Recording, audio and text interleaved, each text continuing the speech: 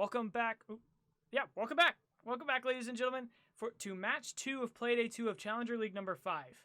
And if you aren't kind of caught up with the numbers, which means we are in the 5th open qualifier for the North American Challenger League.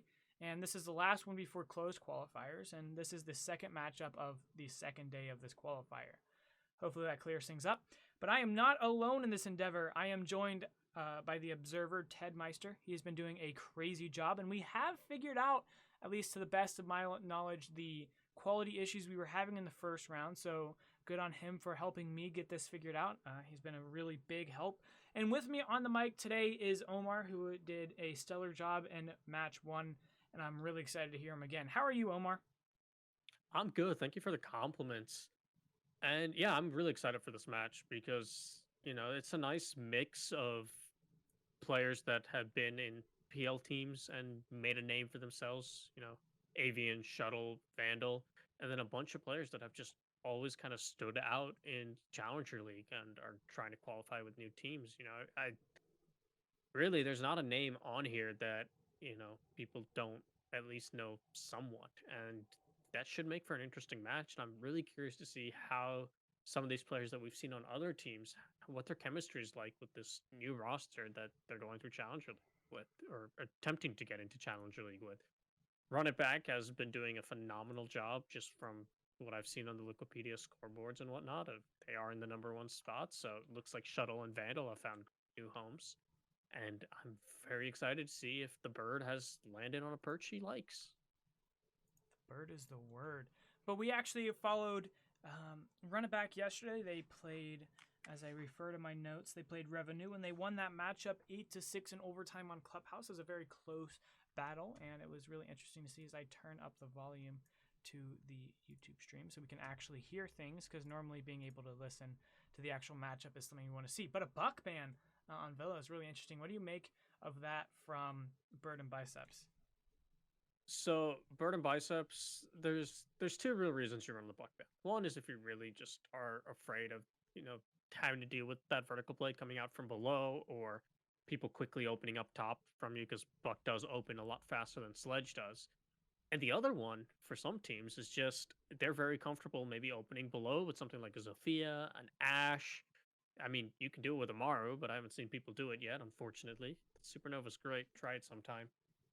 And if Bird and Biceps have someone that is very comfortable applying that vertical pressure and not on buck, that can throw other teams' strats just in disarray because they're so used to having to do it with a buck, if that makes sense. Yeah, that makes complete sense. And we will see a Maverick and a Mirror ban. So 2 pretty standard bans for this site, and just bans that we see very commonly overall. The Valkyrie ban being the last one. And since we've gotten all of them now, what do you make of that? This is going to be a tough Villa to attack, I mean, they have the advantage of both Capitao and Thatcher got through, so that is a lot of extra utility for the attackers that can help quite a bit, but they are going to be running into an Echo and a Maestro. And if those players on Echo and Maestro are, competent at both providing tons of intel and then taking advantage of the powerful weapons that both of those operators get, being able to play longer ranges on the Echo, can't as much on Maestro anymore, although the Hollow still isn't that awful, but the LMG actually got the fastest time to kill or down on 3 speeds of any primary assault or primary automatic weapon in the game. That thing shreds. And yeah, it's not going to be actually in play. Neither is the Echo. But that's also because they're going for a bit of a unique site. They're starting off with dining instead of one of the upstairs sites, which we see far more commonly. And yeah, I can get not bringing the Echo or the Meister for this side in particular, because that vertical pressure that we've talked about, Echo and Meister are very susceptible to it when they're on their cameras with hold angles, and there's just not a lot of comfortable places on this site. You can open up everything from above, essentially. There's a handful of spots that are covered up by like the bathtub or something, but you can throw a frag grenade in them. So if they're going to be going for more of this roam up top, yeah, splitting things up and bringing stuff like the Castle and the Goyo and the Mozzie Mute combo, I think that's a good decision on the side of the Bird and the Biceps. Yeah, and while you brought up a whole lot of good points, I do want to bring up the Goyo, which is an operator that is new to this season of ESL play. Of course, he was in quarantine just due to the fact that when you get new operators, they do have to be tested, so we don't get another Lion situation, and people who've been in the competitive scene long enough know exactly what I'm talking about. And a really interesting point in terms of the setup overall is they're really playing it as if they were trying to defend the trophy statuary, and you kind of want to shed light as to why they would do that. Yeah, so that side, like I said before, everything can be opened up well. And, as I believe it's Emzo's most fond of saying, holes work both ways. As we can see right there, as Zonkers tries to open up a hole, but he's a bit late on it, and he's going to just take bullets back from it instead of being able to watch that angle. And, if you have control of the trophy statuary site and you've made the right holes, which between the 4 shotguns they have in play, the Goyo, the Mozzie, the Mute, the Smoke, they should have plenty of holes in the floor. Not only can those upstairs roamers deny any sort of push that happens down below, if they have to fall back from the top floor site, we saw Goyo be extremely effective, I believe, in the hands of LG in a Pro League match. It's just killing things through those vertical floor. And speaking of killing things and the Goyo, there's that first kill coming out from the side of the Bird and the Biceps. Both the IQ and the Hibana off the board, 2 of your most important operators when it comes to just the utility game and being able to pressure what you need to.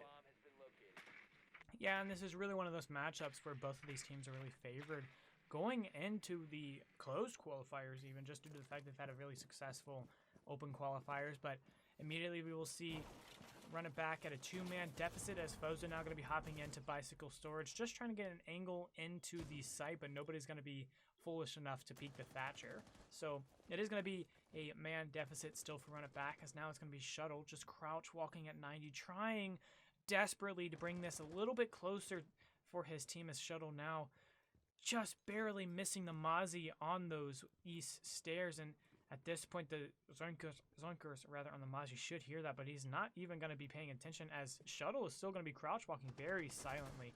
As Shuttle's able to get a pick, the Mozzie certainly knows where he's at now, and he might even come out and swing, as he is going to be in the wrong position, and Shuttle able to secure the pick on his Zoinkers, as now he's going to get in a gunfight with Goyo, but Bravo Dog is not about to lose that one.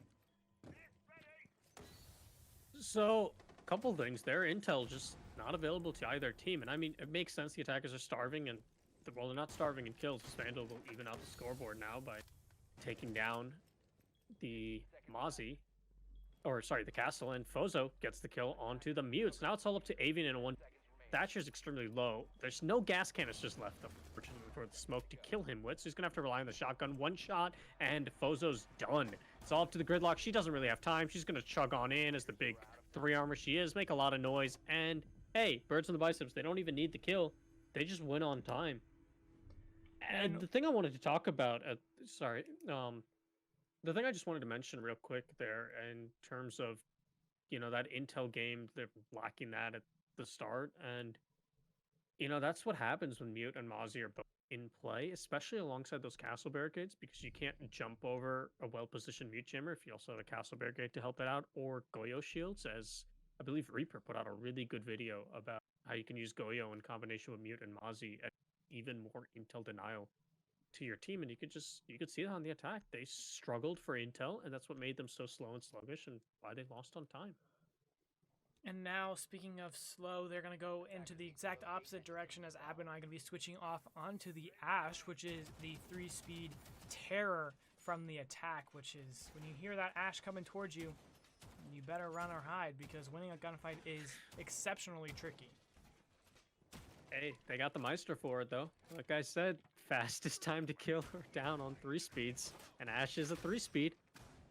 One of the real joys of playing Meister is getting to shred through overconfident Ashes. Obviously, it works the other way, too, when they pop your head and you won't even able to hit your head that quick. But, it's still a fun gun to use against an Ash.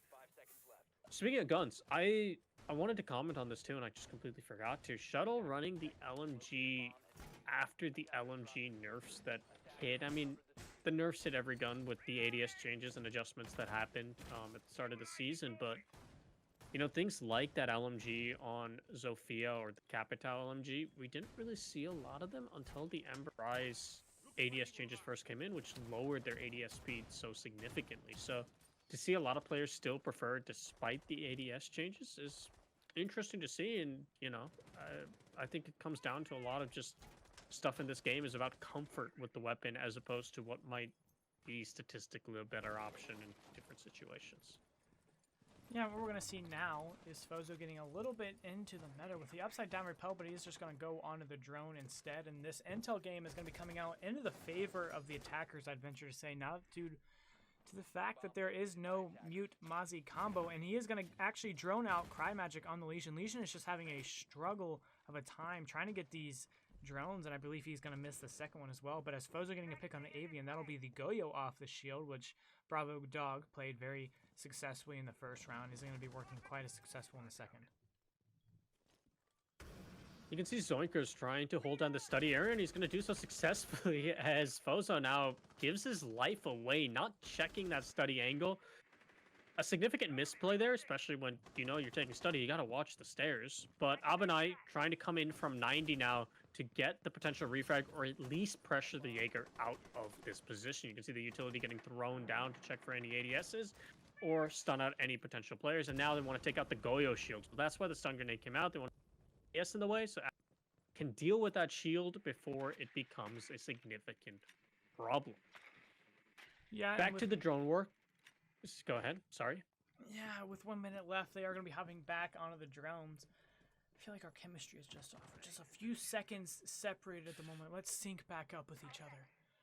Okay, we're synced again, and with 52 seconds left, Abanai is still going to be trying to aggress into this long haul from 90, but it does appear that we're going to be going for the default plant into Metal Door, just because that's where the rest of the run-it-back attack is currently situated, as now it's going to be Gridlock tossing in the smokes, I'm pretty sure, along with Sophia. And it's going to be Carnage trying to jump in. We saw him have a huge game yesterday in the second matchup, but isn't going to be able to find the kill, as it's going to be now Abanai just right in the correct position to be able to put a boon in the side of this defense, but he's not there in time. He's going to catch one, not catch a second. He is going to get the Jaeger, though. It's now going to be a 2v1 all up to the Ash. One is down, so it's a 1v1. It's Crying on the Legion. He has 13 seconds left to get this kill, and they know exactly where he's at. He's going to swing out, not get the pick. That's Bird and Biceps winning round 2. Messy. I think that's the best word for that round. Messy. A lot of that just came down to they couldn't pin down that Jaeger, right? He gets that one free pick from the top of study stairs, then you see him go into their attempted execute. They stall it out for a bit. The smoke grenades went off without any execute following in behind them, and that's likely that stuff like smoke canisters or the Meister was holding the angle, and you know they didn't want to push into that, and that makes perfect sense. But ultimately, that Jaeger then got the time to return back to a safer position in sight and then get, I think, another 2 kills in the process. And ultimately, despite the strong position Abanai had, he wasn't able to get there fast enough, and his teammates fell, and that was it. You know, every kill he got from that point on was just impactless, as Legion was extremely safe inside a study, and there was not enough time to get that diffuser and win off of a plant. Yes, we'll be going to Library now, which is not a site that we normally see. It's along the lines of Kitchen, it's just one of those sites that we don't normally see defenders kind of leaning in the favor towards, just because that there are better sites on this map. Trophy and Aviator, 2 of the sites that are the majority of the play from the defenders. But I do believe that at this point it is just out of the comfort zone of this run-it-back attack, because they're attacking sites that you don't normally need to have strats for, at least so early in the game. They're normally like last resort sites. So it is very interesting to see that it does appear that the Bird and the Bicep is in a position now to throw these curveballs toward run-it-back, and run-it-back just don't seem to have the answer for it at the moment. Yeah, and I mean, Library, definitely the weakest side on this map, but as you can see from these castle barricades and also normal barricades set up alongside that rotational, the whole idea of this setup they have is to kind of turn what's left of Library into a kill box and allow Smoke to stall out the angles for as long as he can, possibly put in some damage or choke it out outright. But if he falls, the roamers have a lot of avenues and angles they can play from outside of the site to deny things like that main door push, or deny them the ability to get onto that library wall and plant behind the desk, as is the most common when this site comes out, however rare it might be.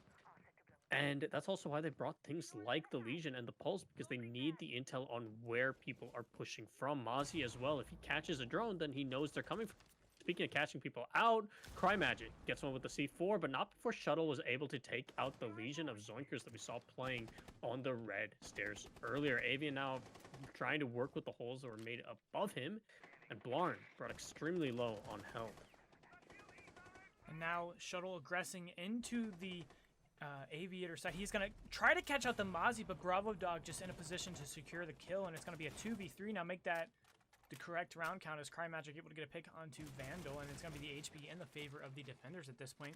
Again, run it back, just seeming confused as to what's happening as Foe's able to get a pick onto the Mozzie, meaning that Bravo Dog is going to be sitting out for the rest of this round, and it's going to be all up to Avian and Cry Magic as Avian answering the call, able to get a pick onto Fozo, and that'll be the Thatcher off the board. All up to Carnage on the Hibana, who we did see have a brilliant game yesterday against Revenue. So it's not something that is impossible for him. We've seen him do it before, but he doesn't have the HP advantage, and he's going against two fully healthed defenders, one of which has the intel, the other one has the entry denial device of the smoke, and they're going to know exactly where Carnage is at this point as the ping's coming out from the pulse, and it's going to be both of them knowing as the wallbang coming through, just barely missing Carnage, bringing him down to about 15 HP at this point as he throws the flash into Bicycle. He's just going to be just chilling in 90, actually trying to catch out the smoke who's playing right there, and he does get it with 20 seconds left. He's going to have to catch his pulse out. Who knows exactly where he is, and he might actually just be playing for the pick at this point, but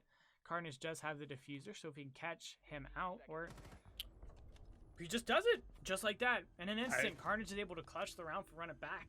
What do you say about that, Omar? Well, first off, Carnage is a god. He dropped 18 kills in the match yesterday. I mean, man's good. Man's here to play. And the thing for Carnage's team, though, is they had no right to win that. And the reason was because they couldn't figure out either which one they wanted to attack or even how to attack either portion of the roam setups. And what I mean by that is both the top floor clear, sluggish, and you saw both Fozo and Hibana of Carnage just struggling to even get through study and get any control actually into the top floor. And then all those roamers playing around those castle barricades, the barricades I talked about, well, they didn't even get pressure at all. And that's why Carnage found himself in a 1v2 situation. And luckily for him, the smoke happened to go under one of the pre-made holes that was behind the bomb. And, you know, he wanted to play safe. He wanted to play behind that bomb. You know, it's a common position to see smokes take up. But you got to be ready and aware of that verticality, because as we saw in this case, Hibana, she got up top, she saw the angle, she had the opportunity, and she didn't miss the shot. And once that happened, she knew the pulse was on red stairs, based on the fact that she nearly got walled banked while trying to play on red stairs, giving you the idea that the pulse is somewhere below that general area. And after that, he could just hold an angle and try and bait the pulse into him. If he starts to go for a plant, he still probably has the advantage in that gunfight, the Type 89 and the ACOG at range. Yeah, it's like the burden of knowledge that Pulse knows exactly where the plan is going down, but if he peeks, he might be tricked into falling into the counter of pros don't fake. This pro will, and Carnage knows exactly what he needed to do to win the round, and it will be a 2-1 split now on Villa, which I do want to bring up because it is one of those things you just have to do as a caster, because apparently casters aren't allowed to be up to date with the meta, but Villa is widely considered a defensive-sided map, and that is something that we sometimes get flack about just because we've seen teams like SSG take the attack halves in very dominant fashions, but as Cry Magic able to get a pick onto Vandal, that'll be the Mozzie, or not the Mozzie, but the Gridlock off the board, and it's going to be Abinai, I believe, getting the down onto the Mozzie, meaning we're going to be sitting at a 4-4 split now as the diffuser is going to be down away from anybody else, which is a little unfortunate. It's going to be Bravo Dog, one of the lone defenders left on the top floor, and it does appear that they're going to be vacating this second floor hold in lieu of just trying to play horizontally. Man, you cursed that Mozzie good. You tried to get him killed, and then he got killed after you misspoke on the Gridlock. You don't like Australians, apparently. Both of them must die. And no, to your point about, Villa defend, attacker-sided. I feel like this map, as it gets played more, maps will typically start to get a little bit more balanced one way or the other. We saw Coastline go from very attacker-favorite to defender-favorite as teams learned how to defend it. And a large part of that then just comes down to the bans and what operators have been removed, what operators are still in play. Crymagic taking a couple of shots from an operator in play that's currently trying to push into the dining door. And, Fozo spots out the feet of Crymagic. So a good two-pronged pinch there, just forcing the mute into an uncomfortable position and finishing him off. Blarn now trying to hold a bit of an angle as Abenai begins to take control of Memorial. So attackers have some control, but not a lot. But they do have the man advantage, and that's what matters. They do have the control that they need to go for a pretty standard take. They have the vertical angles to be played, but it's going to be Blarn playing the bullet holes that we mentioned a little bit earlier. And he hears the floor being opened above him, but it isn't going to be in a position that compromises his position, as now the smoke is going to be droned out by Abenai on this Ash. Ash droning, that's something that we don't see every day. But now Abenai is going to be just trying to hold the flank a little bit more. He might be walking right into the trap that this castle is laid. Just a few. He just walks into it. Blarn able to equal the man count now. It's going to be equal man and equal HP as now Carnage going into the spot he needs to get the plant. The only C4 I'm pretty sure that is possibly on the board is the Bravo Dog on Go. Yeah, but he's going to be out the board. It's not going to be Avian pushing up, getting the pick onto Carnage planning, and it's going to be a down and then a finish as Avian able to get the pick onto Zofia, who is being played by Shuttle. And a very unfortunate execute coming in from Run It Back. They had the man advantage, but Abenai walking right into Avian on the castle, playing the bullet holes, and the holes didn't work both ways that time. I think Emzo lied to me. And correct me if I'm wrong, but I want to say both Avian and Shuttle, they were on that rogue roster, of course, and Shuttle, after subbing in for Geo, ended up permanently becoming a part of the roster because Geo was picked up by EG. I want to say when he came onto the roster, he took one of Avian's spots. Now, I might be wrong. Avian might have left the team earlier, but if he did, I mean, that's got to be a fun revenge kill, right? To kill one of the people that did replace you when the team decided the roster change was in order. So here's the thing about North American roster changes, is it happens like every other day. Like some like pins and needles, and just could go either way as to whether or not a team decides to drop a player. And it is the unfortunate nature of the North American professional scene at the moment. But it is what it is, and we are just going to have to continue with life. And a bit of bad blood, as you said, could be running through this match, but I'm pretty sure at this point all of the players are in a position now to make it into the qualifiers, or the closed qualifier. So I'm actually going to check these points. It is Run It Back sitting at 301. That is pretty much guaranteeing them the spot, as they are sitting 110 points above the next one, which is PogChamp. And the Birds and the Biceps actually are in a position to might even fall out. They don't have their spot locked yet, but with a very successful fifth qualifier run, they will most likely stay in their 12th spot or better. They are currently sitting at 27 points. So it is what it is, but Run It Back definitely doing very well at the moment. Yeah, and I'm sure all that stuff with the Rogue, Rogue's not even in NA. I don't think either team remembers or either player really remembers or cares. But I did find it just, those fun little interesting tidbits that you see pop up in games here and there. And, wow, Crymagic, as I'm trying to collect my thoughts, takes down the Ash with a C4 from below. So the Mozzie pulling out that verticality, and I think that's his second C4 so far kill from below. The previous one was with the Pulse, and that leaves the Nomad now without the entry that was supposed to primarily push into it. And you can see it was actually a pre-placed C4 that was designed for when that window push starts to come in. And hey, Crymagic, he read him like a book, and down goes the Ash. Yeah, which means we're going to be sitting at a 5-4 man count now. And it's going to be an ABG site where most of the action at the moment is either happening underneath the bathroom or on the Astro Trophy Center. And that might have actually been... It was another explosive that went off. I'm not quite sure what it is, but Avian going to be playing really aggressive onto the shield.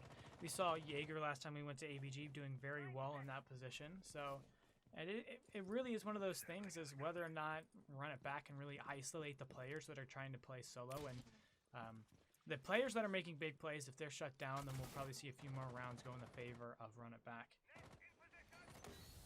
Yeah, definitely. And maybe I'm wrong because I haven't seen the scoreboard in a bit, but I think Abanai, despite being on this hash, he's been kind of ineffective this game as far as their entry spearhead goes. I mean, the one round that has been won by Run It Back was off the back of Carnage, who is their support player. And while it's always cool to see support players hit the scoreboard like Carnage just will by taking the head of Bravo Dog, it's not really what you want a team to be doing, and Zoinker's put him in his place. Almost, the Mozzie almost dying in the process, but there goes the Hibana now. And yeah, wow, Shuttle landing another shot. They just don't want me to finish my thought, apparently, but that's going to be now the Goyo down behind the shield. Zoinker gets one before Shuttle finishes off Cry Magic. It's now a 2v2, effectively, as the Goyo is still downed and not really in a position where it's safely picked up, at least not yet. They have one player that is currently isolated to the study side flank, and Shuttle will be able to finish off the Goyo. Shuttle with another kill. That's 3 kills now on the board for that Sophia LMG. And Zoinker's going to have to work some magic coming back in study. Can he spot the planter? No. As he'll just be eviscerated by Shuttle, who will make sure he knows who killed him with a nice little control action. So in this prep phase, I just want to do another time sync because it seems like you might be a little bit behind where I'm at. So I'm sitting at 12, 11, 10, 9, 8, 7. Yep, that's where I'm at now. Okay, then I might just be trolling. But I do want to say that I completely caster cursed Birds and Biceps that round because I accidentally wrote that Run It Back won that round. So that's my bad, guys. I apologize for that. I'll try not to write the winner of the round before it actually happens because you know me. I predict the future. And I, as a caster, am never wrong. Not once. Never wrong. Literally never. Never wrong. Ever. So, I mean, it is what it is. You can take my word as law because I'm just simply not going to get it wrong. But we will be going back to AVG, which is a site that we've seen very closely contested both of the times we've seen it played. So I'm really interested to see whether or not one of these teams can have a very dominant showing in either equalizing this split, which would be very much in the favor of Run It Back, as Villa is considered one of the defensive-sided maps if you have 2 evenly matched teams, or Birds and Biceps could even pull it off and have a really decent split. I mean, it's not the greatest ever. A 5-1 split is something that we would be really talking about, but a 4-2 split's commendable, so they might be able to secure it, or an AVG site that has gone one time in the way of Birds and Biceps and the other way in the favor of Run It Back, so really could go either way. So I'm really interested to see what we're going to be seeing in this round itself. I think if this does equalize, as you were alluding to, Birds and the Biceps, they gotta be a little bit concerned. And the reason I say that, it comes down to that banned phase again, right? When you're looking at this from just purely what operators are banned, well, both Echo and Meister got through. Those are huge operators for the defense, and the attack in that process. They lost. One of the operators they lost was a Buck, which, while yes, interesting to lose, it's not slowing Run It Back that far down. They still got 2 attacks in, and it just goes to show how, this could swing significantly more defensive favored when the half side comes, especially if Run It Back is able to get this 3rd round, which Abanai is trying on the IQ as he the Jaeger and brings Zonker down to about half HP, and Shuttle will actually be the one to get the first kill on the Cry Magic. Shuttle with a 2nd. That's 5 kills in a row now for that Sophia Island, as he takes down Zoinkers in tandem. And I'm about to blow your mind. The reason why they banned Buck was because they wanted to play those first floor sites. The first floor sites have, I think, a 2-win and a 1-loss rate so far. I don't know the percentages of that. I'm a very mathematical genius. Don't even ask me. 66%. 66%, 2/3. So, I mean, that's why you're banning the Buck. That's a huge proponent of vertical play with the skeleton key. So getting rid of that is a really big deal. Is Bravo Dog going to be really aggressive onto this AVG doorway, or Aviator doorway? Gaming's the other end. And it's going to be a 5v3 now with 1 minute left to go. They're going to have to make a move sometime soon because they don't have a whole lot of time to work with Avian. They're going to be one still in game stream. He was down a little bit earlier as he got a little too aggressive on the aviation doorway, as he is going to swing out, get a few pot shots at Abinai on the IQ. Not going to find anything, and it's going to be one player that actually drops down to the first floor and will most likely be rotating up the south stairs. So very interesting play to spread out the attacking space, getting a little bit more surface area between the two attackers. And it is going to be that the smokes are going to be starting to come out. So explain why you use the smokes a little later in the match. I mean, at this point, all the anchors can really hope to do is try and stall this out and make sure that, well, on the side of Run It Back, they don't have a 5v3 to attack site with. And now they don't. Avian and the Maestro both picked off a kill each. And that's why the smokes came out. They wanted to slow this push down. They wanted to make sure the utility dump couldn't come in immediately. Carnage, getting Bravo Dog, though, does still keep this in the attacker's favors, but now you're down to 7 seconds left, and you have to push into the site, and there's a Goyo shield, meaning you can't get too aggressive onto the smoke just yet. He's going to try and swing, but the Nomad charge, being the hero of the round, Avian does get one, but he's only got 2 shots left in his primary. He's going to have to rely on the pistol here on out, and yeah, that's just not going to happen, and Run It Back is going to be able to equalize before the split. Yeah, and I did want to say something that was effectively a 1v3 at that point, because you can't do a whole lot with your pistol. It's a secondary for a reason. There aren't any secondaries in this game that are good enough to take a primary position as they used to with the SMG-11. But Shuttle, double-digit kills in 6 rounds. He has been very efficient, very effective, and he is always making an impact, whether it is outstanding or just, he did something. But Trophy Statuary, I can speak English, guys. It's going to be the first site we're going to be going to in the defensive half of Run It Back. So explain what we kind of are going to see with these lineups. So as far as the lineups go, you can see that they tease the IQ mainly to just make the defense wary about potentially going on to something like the Echo.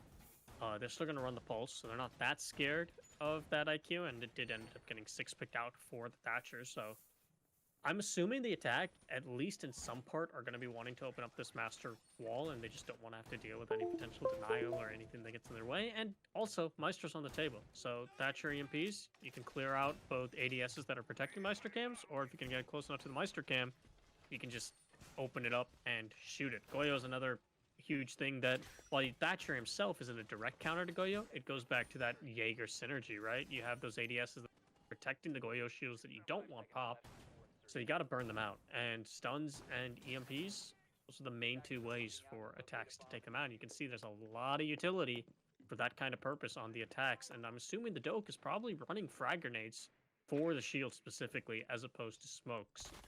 And yep, there she is. So they have 2 sets of frags. They have the Zofia, they probably have stuns on Hibana, and they have the Thatcher, all designed to just make sure none of this utility really gets in the way of their executes. Yes, and I do expect that we're going to see a little bit different of a mindset going into defense. Abinai playing the Jaeger, who's been playing the frag operators the majority of this time, but it is going to be a double roam as Abinai going to be swinging out and getting a pick on his Zoinkers. That is a massive first pick. That is one of the sets of grenades off, as well as soft destruction. He didn't get the Zofia, but he lit him up really to about 25 HP, so it's a really good early gunfight to be involved with. And he didn't lose any HP for his trouble, so very well done from Run It Back, because now they're just going to fall back because they've already made the damage that they wanted.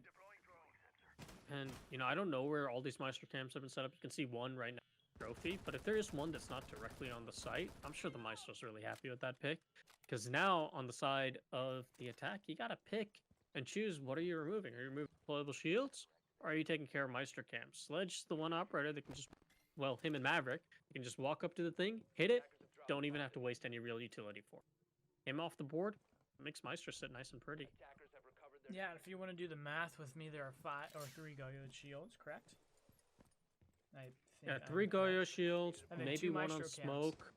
So 5. 5 Goyo shields or Maestro cams, and you only have 4 soft destruction items. You only have 2 frag grenades on Dokkaebi, which can very easily be caught out by an ADS, and you only have 2 impact grenades on the side of Zofia. So you're in a pretty tough position at the moment if you're Birds and Biceps, and you're even in a worse spot now. A shuttle would get a C4 shuttle doing all of the work, along with Abinai, who's just been shining stars, shining beacons on this run-it-back team, as the rest are just pretty much doing their jobs, but nothing more can be said. And at the end of the day, when you have two fraggers like Shuttle and Abinai, you really don't need to be doing anything else. Oh, Carnage, yes, the clutch support. How could I even forget that? I feel ashamed now, but it's going to be a 3v5, and we've seen Birds and Biceps bring 3v5s very close in the past with only 30 seconds left and the smoke's going out. You're in a pretty tough position at this point, and I can't really say anything other than that. And I mean, to go to your utility counting standpoint, you know, you can see the barbed wire set up, and well, Sophia's taken down, but she's who I was going to talk about. Sometimes you want to use their Sophia charge. Avian gets a nice kill onto the Jaeger, and he's going to try and go for another onto Carnage. He gets it, but the Goyo shield's going to take about half of his health, and there goes his cover, and Fozo's going to finish them both off. But the point I was trying to get at before they decided to all kill each other is essentially that you can't also use that explosive utility to deal with barbed wire before you push in the site. So you saw the Zofia hesitant about actually pushing into the site because there would be barbed wire and she'd die, and then she just got shot from afar. And that's going to allow Run It Back to, I believe, take the first lead of the game. Yeah, how dare them play the game? How dare them? We as casters have points to make, and they're just playing the game. How dare them? Not allowed. Not allowed. I'm like heated. No, we will be going to Kitchen though, and Kitchen's one of those sites where the soft destruction ban of Buck is going to be coming, and is going to be a very big proponent of how this round is going to play out. And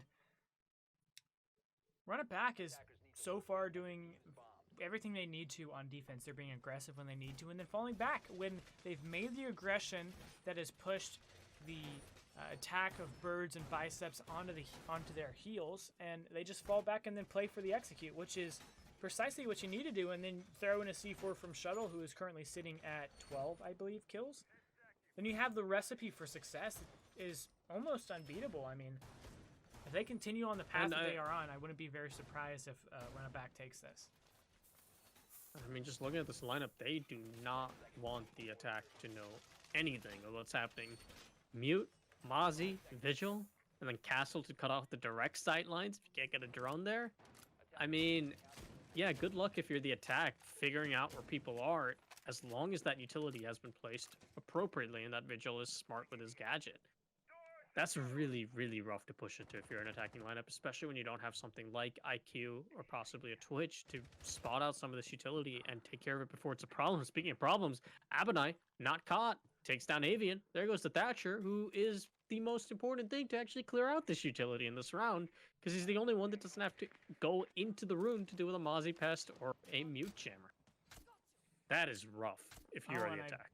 I think Bravo Dog just used her stun utility to use for the ADS clearing, which is not the greatest use of utility, but when you're stuck in a corner, that's what you have to do, and it is really unfortunate. I do want to bring something up that our wonderful observer, Ted Meister, brought up, and if you look at the floor, they're just in front of the Hibana. They do have the floor open, facing the wall into Trophy, and the reason for that is that you want to be able to get through you want to shoot through the floors or get the utility off the wall, and this is exactly what we're going to see Carnage do, is he shotguns the Hibana pellets off, and that's going to mean that they're going to lose a little utility, as Abinai, who we have not brought up pretty much at all this entire match, is going to get 3 picks as Shuttle and Fozo add on for the first flawless round of this match, putting them on the precipice of match point.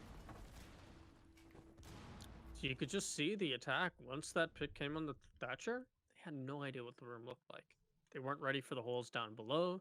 They weren't ready for Abinai's positioning. They were at a loss. And that's that intel denial meta that does get talked about a lot nowadays, because it is just so oppressive if you're not ready for what's on its way. Yeah, and we will be going to Aviator Gaming, which is widely considered the best site in terms of Villa, but there is a little bit of a catch-22 in terms of best sites. If you are playing the best site, then that is the site that most teams are used to attacking, because that's the site that defenders want to play. So as the site is played more because it's better, then you'll see attackers get better on it because it's played more. They get more practice on it. But we do see the Ela come out, and it's the first Ela of this matchup. And tell us why that is such a scary prospect if you are the attacking team at the moment. Well, I mean, Ella saw a number of buffs, right? Well, not a number, but she saw a huge one in and of itself with that recoil getting adjusted down, so it just makes her gun more reliable, and her gadget has always been good. It's one of the gadgets that messes with your sensitivity when you actually go into a room, and it has a flash effect as well, so, you know, if you hit one of those, and the Ella's playing in a smart position that you're less aware of, she should win out that gunfight. In addition to that, even if she's not there to take the gunfight, you know, she has the intel that you walk through those. Those things make a lot of noise. And when you're going up against an attacking lineup that has struggled to even make it to the site for the execute, Ella is a good operator to continuously begin slowing that stuff down. And a little bit of confusion in terms of where these shields are going to be going. It does appear that it's going to be sorted out well enough. And we are going to be in the action phase of what could potentially be the match point round in the favor of Run It Back, which is the #1 team in the Challenger League qualifiers at the moment. They did win the first matchup of today, 7-4 against, I don't quite recall, it's something with bread. So like I said, bread or bagged bread. Wasn't it like bread baggers or something? Bread What's the baggers? name? I'm pretty close if that is the name. If somebody in chat wants to give us the 4-minute late update, then I would certainly appreciate it. I would probably bring it up at least a little bit just because I was close. But we are going to be about 1 minute out of this round, and all we're going to be seeing is drone, and the drone is going to get picked out by shuttle, and they're going to know that you're facing one of the scariest guns in the game. Yeah, and, you know, I think the only thing the attack are going to look at right now and be happy about is the fact that this is just a repeat of their set. And as I say that, Abanai, though, makes it less of a repeat as he picks off Blarn. The point I want to make was that on their half, the defense won 2 rounds in a row before, you know, eventually turned into a tied scoreline. So they're able to follow up similarly. They could pull this back. Crymagic does get the refrag onto Abanai, so that's huge. And hey, Ella's recoil may have improved, but it can still be annoying, as we see there with Shuttle, who loses to his big sister. Avian gets another onto Vandal. And, you know, it's looking like the point I was trying to bring up is getting more and more true, as this is looking really good for the attack, especially as the smoke gets droned out as he tries to flank the study. He can't even get the drone in the process. A bit of shaky hands now from 2 members of Run It Back, both of them kind of struggling with some of the higher recoil guns in the game. Carnage is going to be re-attempting to try and peek and regain some control of Study or 90. Anything to make this less of a fiesta when the site execute comes in on the 4v2, the Maestro and the smoke. Yeah, we will be seeing the hard breach utility come out now, as foes are going to be a little bit flashed in the vault, but it doesn't appear that anybody's going to be going for the plan at the moment with 20 seconds left. They don't have a whole lot of time to do so. The upside down repel is just going to see the feet of foes, only going to take about 50 HP for it. The plant does seem to be going down behind the aviation table, as Avian able to get a pick on foes. It'll be a 4v1 now. As Carnage able to get one back onto Bravo Dog, but Crymagic says, nope, this round is ours, and immediately headshots the smoke to win the round and bringing them to, I believe, 4 rounds. So it's going to be a 4-5 split coming in round 10. I mean, I will say that headshot onto the planter's cover, that was just a straight assassination. The Sophia had no idea what hit him. He was just down. It's a beautiful shot, and Carnage lands a lot of those. However, when you're put in a 1v3 consistently, no matter how good you are, you have no business winning it. And that was one of those situations where he didn't win it. Yeah, and we will be sitting now still on the precipice of match point. Neither team in a really solid lead at the moment, as the Thatcher is going to be 6th picked for the IQ, both electronic censored gadget operators. But against the lineup that we saw from Run It Back, the only real use you're going to see is maybe getting the ADSs as well. And this is one of the more tricky ones. It's a little bit more of a back and forth battle. Is even seeing Shuttle on the pulse. He was able to get a C4 kill last time we were on the site, so reading into it a little bit more, but I don't expect what we saw last round to happen this round. And what happened last round, if you are questioning me, was that Abunai, who was playing the Vigil at the time, if memory serves, was able to get That was the one. dining round where he was the vigil. What? I think I'm he was so upset Jaeger now. on the trophy round. Fine, I'm just. It's my window. Who wanted to talk anyway? No, but I Anyway. mean, to your point about bringing the IQ, you know, I think they're just scared of things like the Pulse right now. That Intel game that has been being ran, it's been pretty effective in terms of just stalling things out. We've seen that Pulse get a C4 kill pretty much every round he got brought out. And you know, you're scared of that if you are the attack right now. And the Thatcher's just been dying to begin with, so may as well swap to an IQ and then have the SMG-12 take down the Pulse before he can do anything worth being caught by the IQ. And now maybe you actually do want that Thatcher back, because, man, he threw his life away with that run out. Yeah, that's a little unfortunate because Shuttle is one of the players that was sitting on either 12 or 13 kills.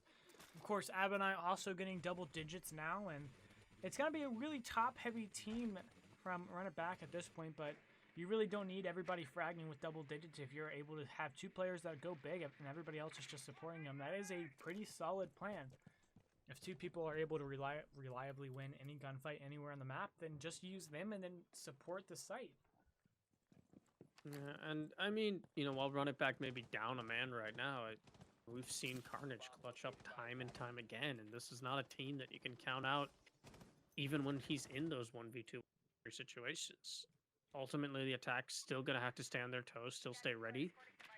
It's a huge sigh of relief that they don't have to worry about the Pulse giving constant intel on their locations anymore. The only real intel tool available to the defense now is the Maestro, and most likely at least one of his cams isn't even going to be watching things off-site. Hibana's going to take a lot of damage, though, as she tries to just enter towards the bathroom. Abonai doing a good job of stalling this out because he knows they can't afford to give up Master too soon. And speaking of the 4-minute late update, ooh, that's like a trademark. That's trademark. That's mine now. Jazz27 has brought up that it is in fact red baggers. So I wasn't too far off. Look at me. Hey, Caster's basically nailed it. Yeah. It is going to be a 4v5, though, coming into the last 50 seconds. The Hibana, who currently has a diffuser, is going to be slightly less HP, as Zoinker's going to be slamming Carnage off the game. It's going to be a 3v5 now. I can recall exactly the numbers, but Cry Magic putting the diffuser down. The Maestro swinging out is going to be immediately fragged off by Zoinkers, and that'll be Fuzzo off the board, meaning that we're only stuck in a 2v5 now. It's going to be a flank up the Astro Stairs as Abunai trying to get the pick into Closet, and somebody is there, but he's going to be in the wrong position to secure the pick as Cry Magic securing the one onto Abunai. And it'll be a flawless round in response to round 8 coming from Bird and Biceps, as it'll be a tied ball game at 5-5. Dokkaebi is an operator that exists where you press one button and now Carnage can't flank you. And that's what we saw. That phone call came out at just the perfect time as the execute was going down. And while Carnage, he tried to make a play, and he almost caught the sledge off guard, but you can't stop that phone in your pocket unless there's a mute jammer where you need it to be. However, this is the round now where that vigil you talk about is coming back into play, so by all means, take it away. He did a good thing. Oh, I lied. Oh, look at what you do to us, Abonai. We try to do something nice and shout out your incredible plays, but then you switch to a different operator. Just forget it. Just forget it. Anyway, we are going to be going to Kitchen Dining, which is one of the sites that is relatively even. It's pretty even. It is also the third standard site in the rotation for defenders on Villa, as we normally see Trophy AVG being the primary sites on that. But we've seen a little bit of an unorthodox site rotation, and I believe due to the fact that Buck is banned, because when you don't have Buck, the sites that are normally weak due to vertical play is no longer a consideration. It's so much easier to land a C4 on a sledge than it is a Buck. Buck's not going to be playing as close to the floor, and he's going to be getting out of there fast if he's a Buck. Sledge, you have a bit of a wind-up moment with that hammer, and don't even talk about breach charges where those just go down, and if you have someone ready for it, that's a free kill, right? And that's what makes this top floor control so oppressive. If the buck is left in play, and he's not. Bravo Dog, though, going to be oppressing himself as he gets blinded, and wow, his teammate died because he blinded his cover. The refrag does come in from the sledge, who wasn't blind in that situation, so the pulse died early once again, but ooh, bit of a misplay there from the attack. Yeah, and that'll be a drone now being shot by Mozzie, which is a little bit ironic because Mozzie's supposed to be the person that catches the drones. I think a second drone going in now from Blarn, who has been an operator or a player that we haven't really seen too much flash from, but he is playing some of the roles that we don't see a whole lot of him as. But it is what it is, and now Foes is going to be forced off due to the phone call. And we'll be seeing a 5v4 now with the hard breach, the sole hard breach, might I add, off the board for the attack. And it is going to be Blarn losing a drone to the Mozzie, and if Mozzie or Fozo, who is playing Mozzie, is a little bit quick on the draw, might even be able to save that drone from being shot by the Dokkaebi, who's repelling, but a double crouch walk now. As they just try to sneak up pantry stairs, might be able to surprise the defenders on site, but there doesn't seem to be anybody really in a position to see that, and with the castle barricade up, it's probably going to have to result in a rush. As 3 players now just standing on the stairs. He's going to get one that is going to be Dokkaebi getting a pick onto Carnage, and it's going to be a double now as Zoinker's getting not one but two, and it's just a flurry of kills. Bird and Biceps win round 11 with a crouch walk up pantry stairs and just rush into the site. That is a very unorthodox way to do it, but hey, if it works, it works. So the defense, they shot themselves in the foot. And by that I mean they shot the Hibana in the head. And once the Hibana is shot in the head, an orthodox take is not going to work on that site, right? You don't have the hard breach to open up the wall. You can't do it. So now the attackers are looking and they're saying, well, what other holes do we see in sight? Is there something we can take advantage of? Is there a push we can do that will allow us to take this round, even though we don't have the hard breach? We still have man advantage. They've lost their pulse. They have less intel on us. Hey, let's send it up the pantry stairs. They have a castle barricade, so we can get control of that room really safely and easily. And then when we're ready, we got a dope. We'll know where they are in sight. Top floor we know is kind of clear. We don't have the best intel, but we spotted the Mozzie trying to rotate out. They probably aren't playing the angles above us. Let's hit it. And then they hit it. And it worked. And everyone died. So great adaptation there coming out from the Birds and the Biceps. And that's going to put them on match point, and a well-earned match point first. Yes, this round could be over within 4 minutes, but we have yet to find out. Is it still going to be a defensive round in the favor of Run It Back? It's going to be now or never, as they are in first place with nobody really close, especially not Bird and Biceps.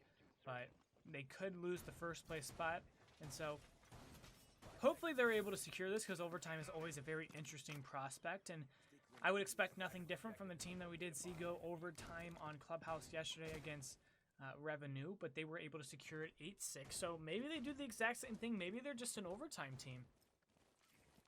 I mean, there are definitely teams that just thrive on the clutch situations, thrive when it matters the most to try and pull things back.